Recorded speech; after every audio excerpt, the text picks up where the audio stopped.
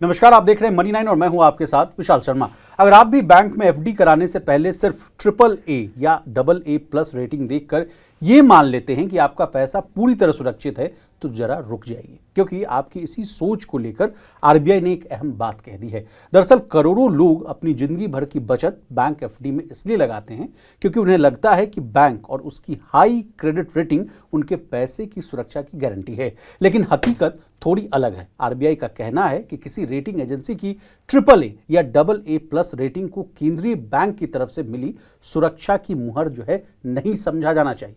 यानी रेटिंग अच्छी होना एक बात है और उसके पैसे की सुरक्षा दूसरी बात है। तो फिर बैंक एफडी कराते समय किन चीजों पर ध्यान देना चाहिए? प्रवीण सर हमारे साथ जुड़े हुए हैं। प्रवीण सर, आपको बहुत शुक्रिया, आपने कीमती समय निकाला है इस विषय को समझाने के लिए। Over to you sir. Bank FD से जुड़ा हुआ मामला है।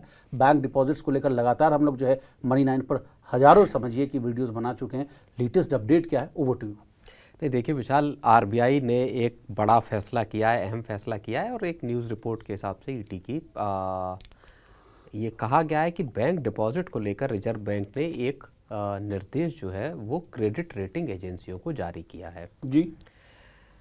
और ये आरबीआई का डायरेक्टिव बताया जा रहा है कि तकरीबन 10 दिन पहले जारी किया गया है। और इसमें क्रेडिट रेटिंग एजेंसियों से ये कहा गया है कि वो अब किसी भी डिपॉजिट की जब रेटिंग करती हैं तो उसमें ये न लिखें कि ये आरबीआई द्वारा रेगुलेटेड है। अपने कहीं पर भी वो इस बात को मेंशन, और अक्सर कर क्या क्रेडिट रेटिंग एजेंसियां क्या करती हैं कि जब वो किसी बैंक के डिपॉजिट को रेटिंग देती हैं किसी भी डिपॉजिट को, तो उसमें वो लिखते हैं कि ये आरबीआई के द्वारा रेगुलेटेड है। अच्छा। अब इसको लिखने का मतलब ये होता है कि कस्टमर या जो डिपॉजिटर है उसमें एक संदेश ये जाता है कि आरबीआई की एक तरह से आरबीआई का, हाँ, आरबीआई बैक्ड है, आरबीआई की गारंटी है, आरबीआई चूंकि मामले में शामिल है तो पैसा साहब सुरक्षित है। आम आदमी का सीधा सीधा पैसे से जुड़ी बात यही है, डिपॉजिट हो चाहे शेयर बाजार में, कि पैसा आपका सेफ है या नहीं सेफ है, ये दो ही। लेकिन हकीकत ये नहीं है ना सर। हकीकत ये है नहीं। रिजर्व बैंक किसी भी डिपॉजिट को की ना तो गारंटी देता ना उसको सिक्योर करता है। सिक्योरिटी जो आपके पैसे किसी भी बैंक में डिपॉजिट या किसी भी तरह का आपका जमा पैसा है उसकी गारंटी आपको डीआईसीजीसी देता है। तो ये हम लिमिट है 5 लाख। उसकी लिमिट 5 लाख सरकार ने तय कर रखी है। तो अब आरबीआई ने ये निर्देश जो है वो क्रेडिट रेटिंग एजेंसियों को जारी कर दिया। अब इसका असर ये होगा कि क्रेडिट रेटिंग एजेंसियां वो बड़ा मुश्किल में फंस गई हैं। मुश्किल में इसलिए फंस गई हैं क्योंकि इसी साल फरवरी में सेबी का एक अहम डायरेक्टिव आया था।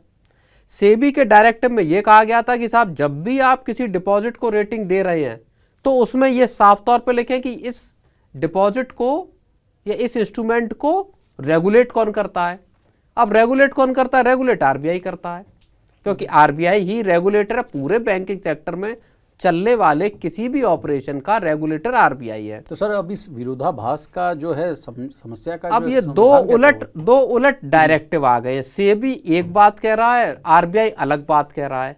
इसका मतलब इफेक्टिवली ये है कि जब क्रेडिट रेटिंग एजेंसियां किसी बैंक के डिपॉजिट को रेटिंग करेंगी तो उसके नीचे ये नहीं लिख पाएंगे कि साहब आप आरबीआई बैक्ड है, आरबीआई द्वारा रेगुलेटेड है। और सेबी कहता है कि साहब आप बिना लिखे इसको लेके मार्केट नहीं कर सकते। तो धंधा तो इफेक्टिवली वो किसी डिपॉजिट की रेटिंग ही नहीं कर पाएंगी। उनको इससे बैक ऑफ करना पड़ेगा। और जब अच्छा, उसमें चक्कर क्या है कि बहुत सारे इन्वेस्टर डिपॉजिटर्स इस चीज को देखते हैं। रिटेल इन्वेस्टर, हम लोग छोटे इन्वेस्टर जो 50,000 1 लाख रुपए ऐसा डिपॉजिट कर रहे हैं, वो तो भले इस बात पे फोकस नहीं करते कि साहब आप जिस बैंक की डिपॉजिट में पैसा लगा रहे हैं, एफडी में पैसा लगा रहे हैं, मान लीजिए उसकी रेटिंग क्या है। लेकिन जो बड़ा इंस्टीट्यूशनल इन्वेस्टर है, बैंक हो गए जिनको बल्क डिपॉजिट करना है, कॉरपोरेट्स हो गए, वो इस बात को बड़ी गहराई से देखते हैं। खासतौर पर जो पब्लिक सेक्टर के बैंक हैं उनके लिए मैंडेटरी है कि आप ऐसे एफडीज में पैसा लगाएं, ऐसे डिपॉजिट्स में पैसा लगाएं जिनको हायर रेटिंग प्राप्त हो, जैसा ट्रिपल ए है या डबल ए प्लस की रेटिंग हो जी। तो अब ऐसे लोगों के लिए, चूंकि अब अगर मान लीजिए क्रेडिट रेटिंग एजेंसियां रेटिंग ही नहीं दे पाएंगी तो इनके लिए एक बड़ी आफत हो जाएगी कि साहब अब हम पैसा कहां पर लगाएं। तो ये बड़ी एक दुविधा की स्थिति क्रेडिट रेटिंग एजेंसियों के लिए भी है, डिपॉजिटर्स के लिए भी आ तो सर जाएगी। इसका what is the way forward, इसका सॉल्यूशन क्या है? क्या दोनों जो संस्थाएं हैं उनको एक साथ बैठकर जो है इसको समझाना पड़ेगा, सेबी को, आरबीआई दोनों को? नहीं, अब देखिए विशाल, इससे भी बड़ा सवाल एक ये पैदा होता है कि आखिर रिजर्व बैंक को ये कदम उठाना क्यों पड़ा। जी, ये महत्वपूर्ण सवाल है कि साहब सेबी अगर एक गाइडलाइन दे रहा है तो उसके ठीक उलट गाइडलाइन आरबीआई को आकर देने की क्या जरूरत पड़ी, और कम से कम इन दोनों में से किसी एक को अपनी गाइडलाइन को मॉडिफाई करना पड़ेगा। जी, या अगर आपको आगे के वक्त में किसी भी डिपॉजिट इंस्ट्रूमेंट की रेटिंग चाहिए तो या तो सेबी को अपनी गाइडलाइन बदलनी होगी या रिजर्व बैंक अपनी गाइडलाइन बदले। अब रिजर्व बैंक की चूंकि हालिया आई है तो उसमें बताया ये जा रहा है कि आरबीआई का इस कदम के पीछे बड़ा मकसद ये रहा कि बैंकों के कई दफ़े क्रेडिट रेटिंग एजेंसियां उनके डिपॉजिट्स की या बैंकों की रेटिंग को ही डाउनग्रेड कर देती है, क्रेडिट रेटिंग को डाउनग्रेड कर दिया। उसका असर बड़े बैंकों को पे तो चलिए कम पड़ता है, लेकिन छोटे बैंक हो गए, कोऑपरेटिव बैंक हो गए या और स्मॉल फाइनेंस बैंक हो गए, इन सब बैंकों के लिए ये बड़ा हाहाकार वाली सिचुएशन हो जाती है। डर ये होता है कि जो डिपॉजिट लोगों ने कर रखा है, बड़े इन्वेस्टर भी, डिपॉजिटर्स भी और छोटे, उन्होंने जैसे ही पता चला कि साहब इसकी तो रेटिंग जो है वो डाउनग्रेड कर दी गई है, वो पता चला कि पूरा का पूरा पैसा बाहर आउटफ्लो हो गया। मैंने हाल फिलहाल में सर ऐसे जो है वाकया देखे, कई मामले आए। इंडसइंड बैंक में देखा सर, जिस तरह से कॉर्पोरेट गवर्नेंस और तमाम जो बड़ी बड़ी खबरें आने लगी, तमाम लोगों के बड़े अमाउंट्स में जो है एफडी कोई भी सहकारी बैंक आप देख लीजिए, कोऑपरेटिव बैंकों में देख लीजिए, जहां जरा सा बैंक के ऊपर आफत की बात आती है लोग सबसे पहले लाइन लगा के पैसा निकाल लीजिए। इनफैक्ट येस बैंक में हमने देखा ये बात होते हुए, बैंक एक कोलैप्स होने की कगार पर आ गया, लोगों के खाते से पैसा निकालने पर रिजर्व बैंक को मॉरेटोरियम लगाना पड़ा, रोकना पड़ा।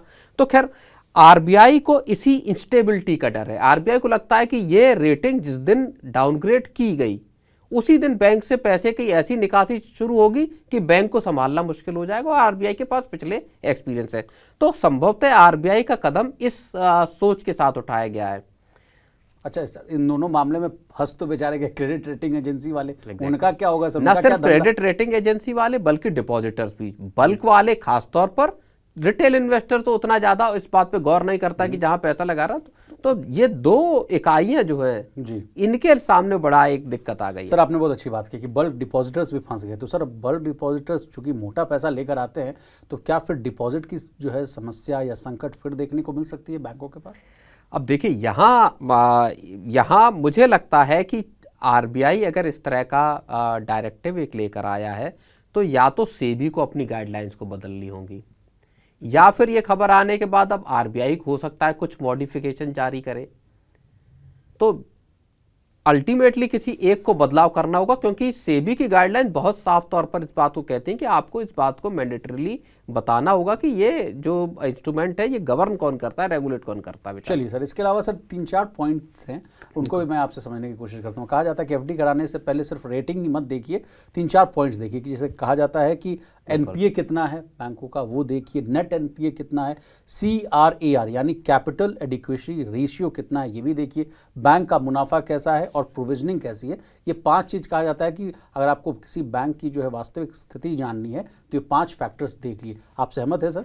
नहीं, देखिए मैं सहमत भी हूँ इस बात से, और मैं ये भी मानता हूँ और ये हम सब जानते भी हैं कि जब एक आम आदमी, मेरे आपके जैसा कोई भी व्यक्ति जब बैंक की एफडी कराने जाता है इतना चीज तो वो बैंक की बैलेंस शीट नहीं देखता कि साहब आप दिखाओ आपके ग्रॉस एनपीए कितने हैं या नेट एनपीए कितने हैं, ना बैंक या आप बताइए कि आपका नेट इंटरेस्ट मार्जिन कितना है, 6 महीने में आपका डिपॉजिट बेस कैसा रहा, कैपिटल एडिक्वेसी रेशियो को देख लीजिए कि साहब कासा रेशियो आपका क्या है, कासा रेशियो आपका कम हो रहा है कि बढ़ रहा है। तो ये कोई एक आम आदमी तो देखता नहीं है, लेकिन इसको जितने बड़े डिपॉजिटर्स हैं वो सब चीजें देखते हैं, या क्रेडिट रेटिंग एजेंसियां देखती होंगी। हाँ, या जो रेटिंग एजेंसी आपको दे रही वो इन तमाम फैक्टर्स को देखने के बाद ही किसी बैंक की क्रेडिट रेटिंग को अपग्रेड करती है या डाउनग्रेड करती है।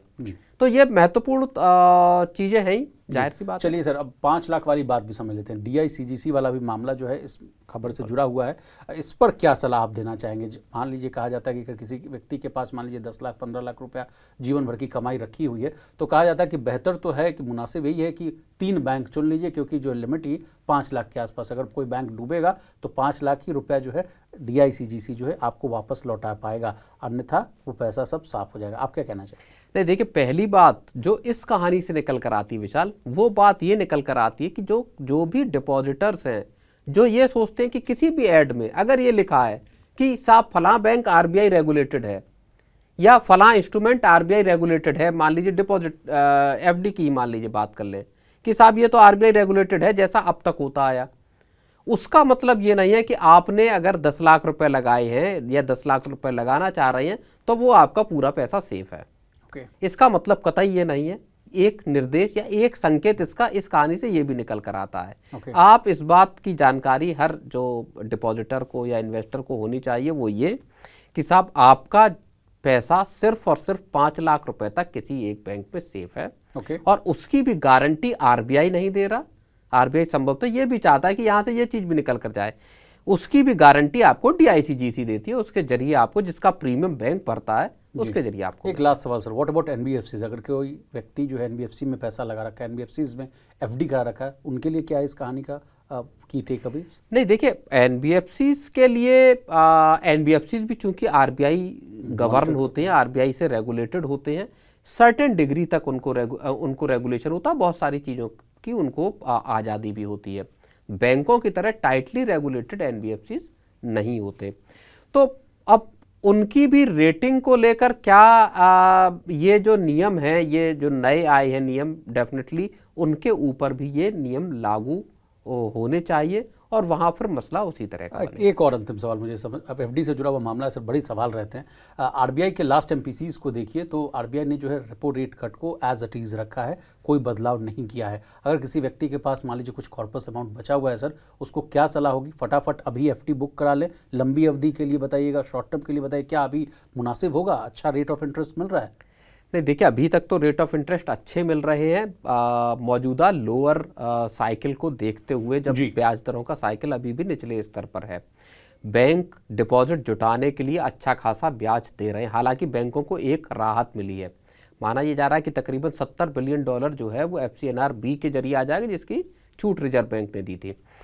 तो अभी भी बैंक, उसके बावजूद जो FCNR-B का जो डिपॉजिट का रास्ता खुला, उसके बावजूद बैंक जो है वो अच्छा खासा ब्याज दे रहे हैं। अब अगले कुछ वक्त में क्या रिजर्व बैंक रेट बढ़ा सकता है?